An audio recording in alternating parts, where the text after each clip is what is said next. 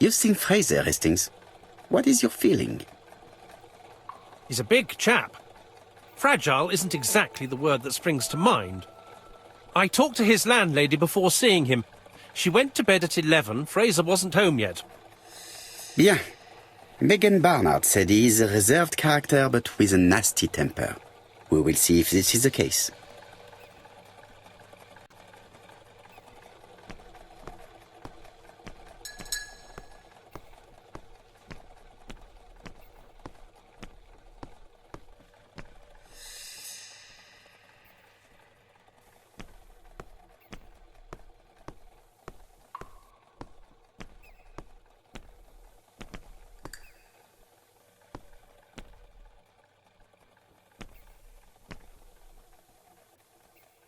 Could it be the same buildings as on the victim's photo?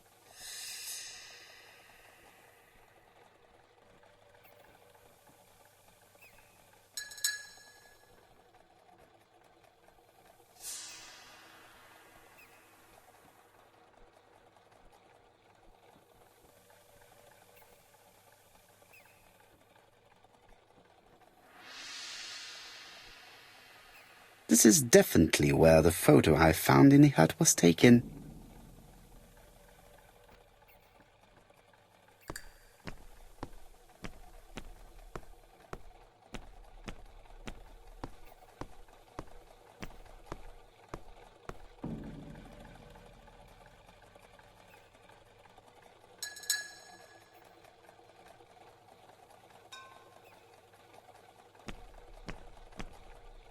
This is definitely where the photo I found in the hut was taken.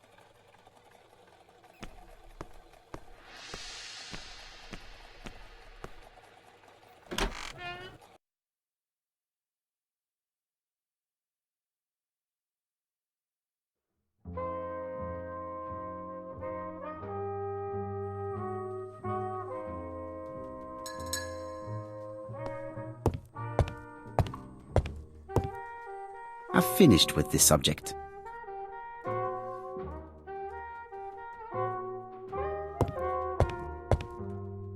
I don't want this young man here.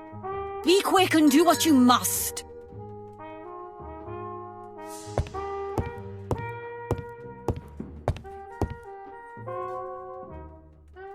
How do you do, Mr. Fraser? You Hercule Poirot. Mr. Hastings said you wanted to speak to me. Yes. I know that it may not be the right time, but I would like to ask you a few questions.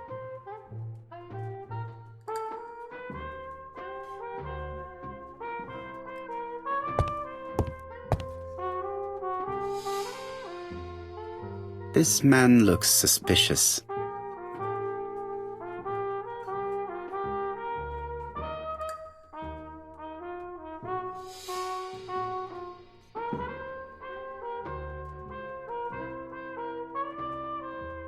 Donald Fraser is in a terrible state, as if he hadn't slept all night. And he's drinking White Horse. Leave me alone.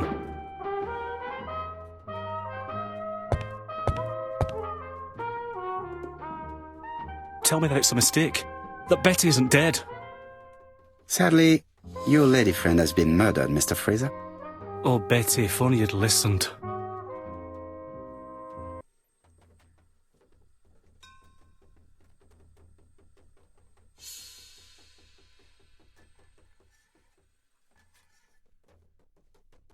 Did you visit Betty yesterday afternoon? No, I haven't seen Betty for 2 days. I was at the office yesterday afternoon. Can you prove that? Of course. But why this question?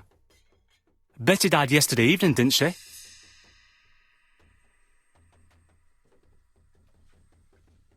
Yesterday, a guest came to the Ginger Cat alone and ordered a White Horse whiskey, and by the look of it, you also appear to be fond of this brand. Yes, it's a good whiskey and not cheap. I only drink it on special occasions. Or tragic ones. I understand. Do you know what Betty's plans were yesterday evening? She said she was having dinner with her sister.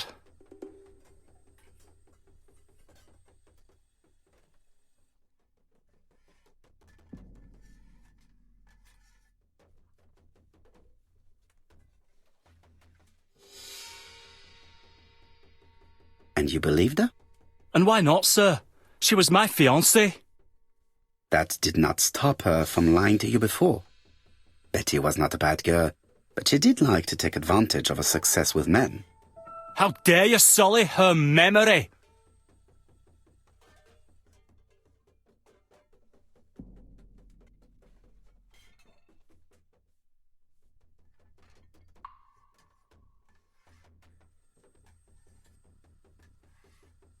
Please excuse me if I appear to be brutal. I understand that this is a difficult time for you. So you understand why I don't feel like talking, Mr. Poirot?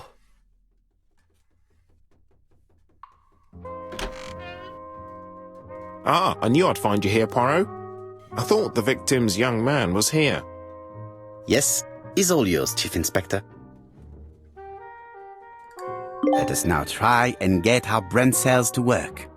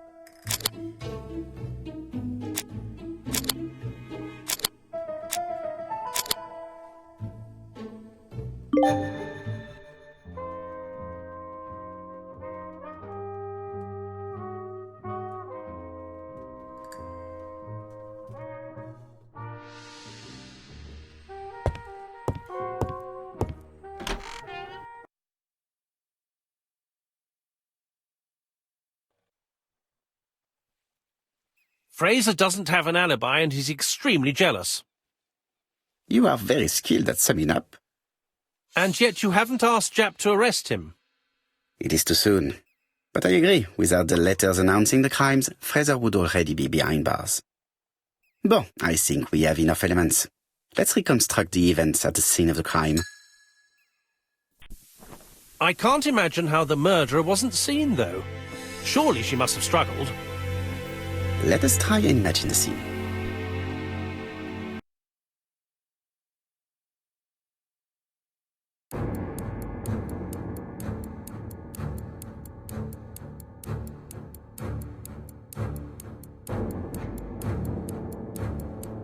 The killer and the victim are walking on the beach.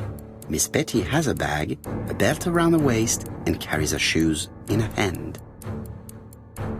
Both of them walk slowly to hut number 5.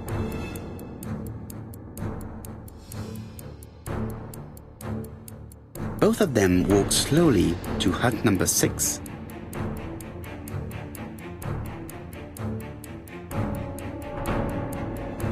Miss Betty enters the hut.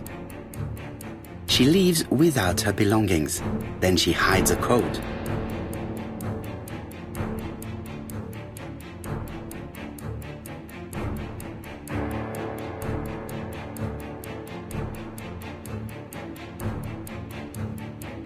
They keep walking. Then she removes her belt. The murderer moves behind her and then attacks her by surprise.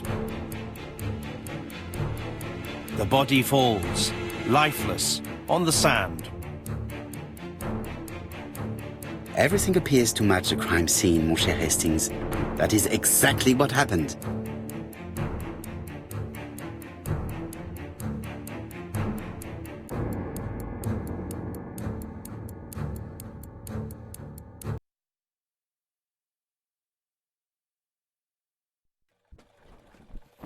Without the ABC, we might have suspected Mr. Asher and Mr. Fraser. But by signing his crimes, the murderer is making sure he's accused. In a way, it is very generous of him. Generous? The murderer seduced Betty in order to lure her to the beach and kill her. Indeed, the young woman was certainly careless, but not stupid enough to follow a stranger. What are you planning to do, Poirot? Return to London, mon cher Hastings.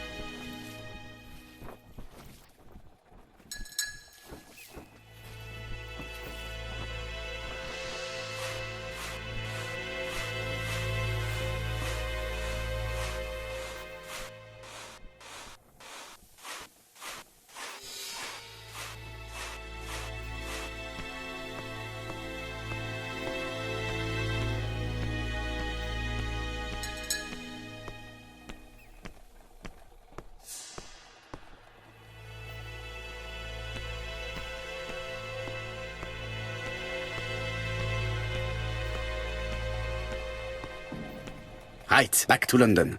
There is nothing more for us to do here. I'm coming, Poirot. According to the guide, the next train departs shortly.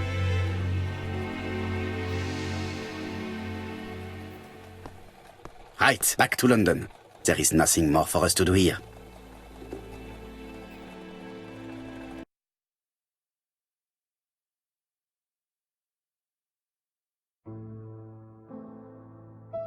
Jap has decided to reveal details to the press. The alphabet murder is now famous. It is not a bad idea. The more people who know, the greater our chances of finding out something of interest. Poirot, I have a bad feeling.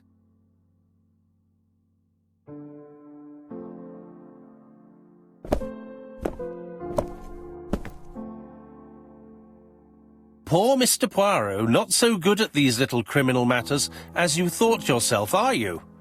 Rather past your prime, perhaps. Let us see if you can do any better this time. This time, it's an easy one. Churston on the 30th. Do try and do something about it. It's a bit dull having it all my own way, you know.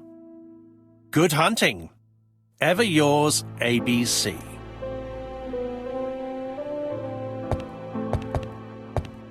Good hunting. Did you hear that, Poirot?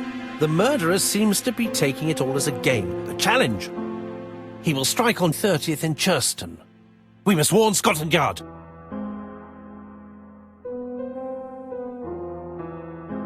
No time to lose. We must prepare our suitcases for Churston. Mon Dieu, it is already 10 o'clock. I will call Scotland Yard immediately.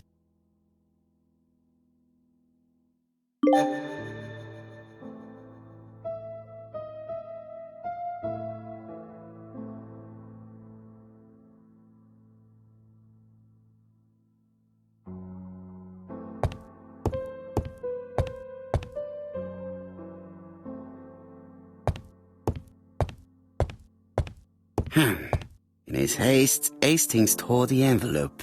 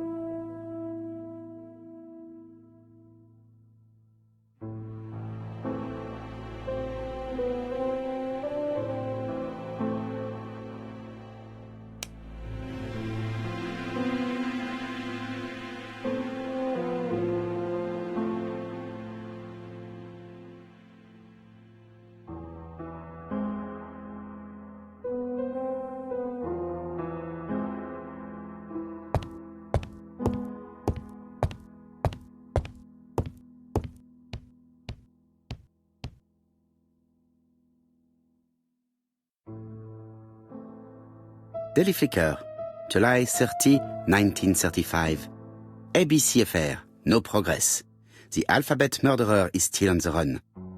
Ever since the police found the connection between the Bexhill and Andover affairs, the inquiry has barely progressed. In this issue, we are publishing provocative letters sent by the killer to Hercule Poirot. Unfortunately, they have not yet helped to find him. Daily Flicker, July the 26th, 1935.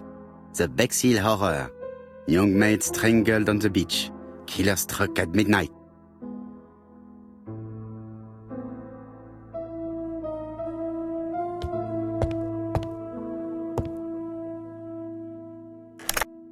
Hello, chap.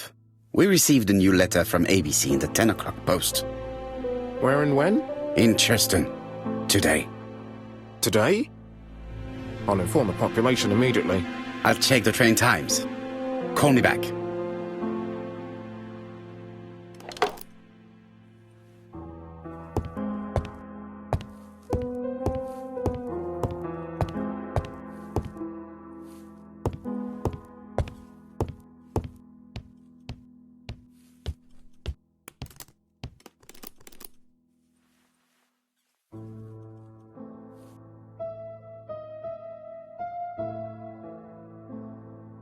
Bexhill-on-Sea, Sussex, population 24,703.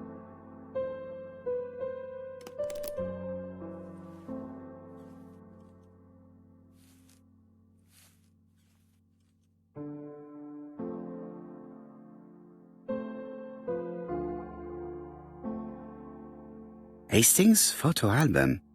He is very proud of his bag.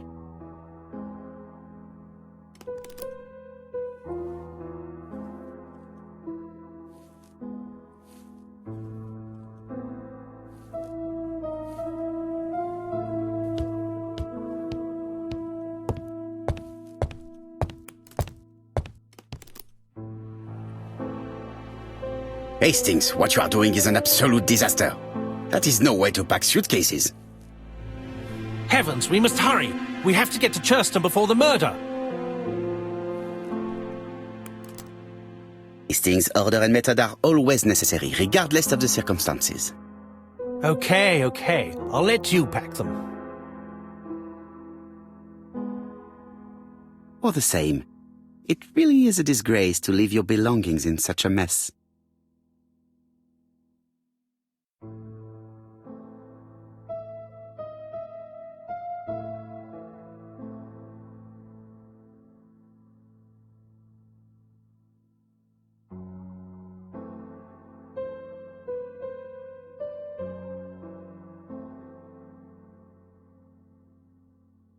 Voila!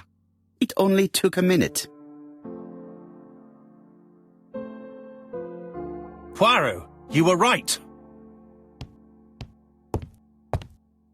I've just consulted the ABC guide. There's no hurry. The next train doesn't leave till 11:45. You see, there is no need to hurry. We will not be in Churston until tomorrow morning, after the murder. But why has the murderer warned us so late? It's not what he usually does. Did he do it on purpose? Very good question, Hastings. We should also compare the letter we have just received with the other two, although I have very little doubt about what we will find.